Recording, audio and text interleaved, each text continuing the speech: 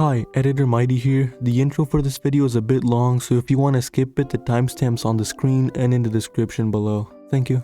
Today, we're going to be ranking the 4 battles that took place in the first round of the Masters 8 tournament. I'll be making 3 parts for this. In the next part, I'll see which of the 2 semi-final battles is the best, and then in the last video, I'll compare the winners of the first 2 rounds to the finals, making it a 1v1v1. I'll be judging the battle off of 3 different categories. The first will be how the battle impacted certain characters, the second will be how fun and intense the battle was, and the last one is how much I wanted to live after watching the battle. I will analyze each battle according to each of the categories and then give each category a score from 1 to 10. And finally, I'll use all 3 of the scores and make an average for that battle. Then, I'll organize them from best to worst based on how they scored. I'll be doing these in chronological order, so firstly we're gonna have Leon vs Alain. This battle, when it aired, was a huge shock, because I don't think anyone was truly prepared for the absolute trash that it was.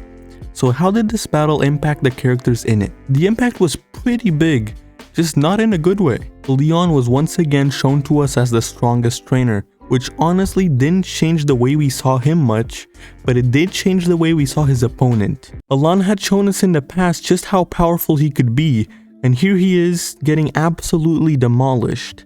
They wanted us to think Leon was just way too powerful, but instead we actually ended up thinking that Alain is just way too weak, which really hurt his character. I'll try to keep the scores reasonable here and give it a 3 out of 10 because honestly, I think it deserves worse. How fun and how intense was this battle? Leon defeated Alain without even showing his 3rd Pokemon. His Charizard just did all the work and destroyed most of Alain's team. Not much to say here, just could have been way better. 4 out of 10. How much did I want to live after watching it? I'll give it a 6 out of 10 because I was pretty happy on that day. Moving on to the next battle, Lance vs Diantha. And hopefully this is where things get a little more interesting. During the battle, I don't see much impact on the characters. However, I really like how they dealt with Lance's defeat here. He didn't seem angry or mad, he just looked happy at how far he'd come, which I thought was nice even though it was just a little detail. I'll give it a 6 out of 10. The battle itself was alright, it wasn't amazing and it definitely wasn't the best of the 4, but it wasn't terrible and in my opinion it was quite enjoyable. I think the fact that this was probably the most unpredictable one out of the bunch also helped make it more intense, which should add to its score. I'll also give it a 6 out of 10. This one I wanted to live quite a decent amount. The day it landed on was not particularly amazing, so I'll give it a 7 out of 10. This next battle was my personal favorite, Iris vs Cynthia.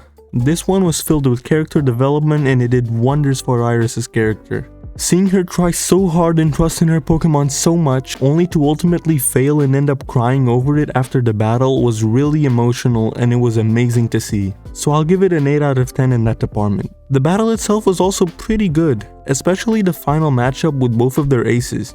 I believe it was the closest thing we've had to the old Pokemon battle so far, and it had me actually excited.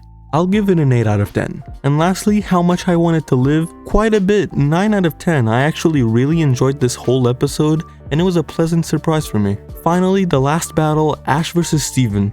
This one didn't have that much character development or impact on the characters. I guess we could mention how Ash has improved and learned from his battle against Paul and used what he learned here, but that's not really the result of this battle specifically. At the end, we also see 3 of the 4 losers telling Ash that they hope he wins the next battle, which I guess kind of applies to this category. Not so much though, so I'll just give it a 5.5 out of 10 to be safe. In relation to the actual battle, some things were kind of iffy, like Aggron losing to a burn or Mega Metagross losing after 3 hits, but overall it was actually pretty decent. I felt like Cradily vs Gengar, Pikachu vs Cradily and Metagross was really fun to watch, while the rest was kind of mid. And I think it's always great to see Pikachu Z-move, I think it adds a lot to the battle. So I'll give it a 7.5 out of 10.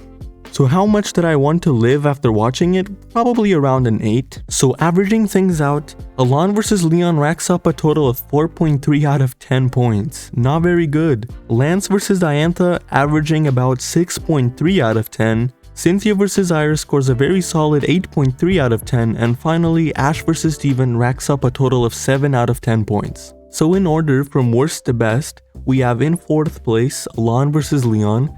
In 3rd place, Lance vs Diantha. In second place, Ash vs Steven, and in first we have Cynthia vs Iris with a solid 8.3 out of 10 points. While some of these battles were actually quite decent, I feel like none of them can compare to what we used to get in previous seasons. I think Pokemon battles in the anime have degraded a lot, and it's sad to see how much people's standards have decreased over the years. Try not to go at me too hard in the comments, most of this is just my opinion as well as the opinions of some of my friends and the results of a poll I made a while ago. When the semifinals are done, I'll analyze both of those battles the same way, and then after the finals I'll compare Cynthia vs Iris with the winner of the semis and the finals. Anyways, I hope you guys enjoyed. Thanks for watching. See you later.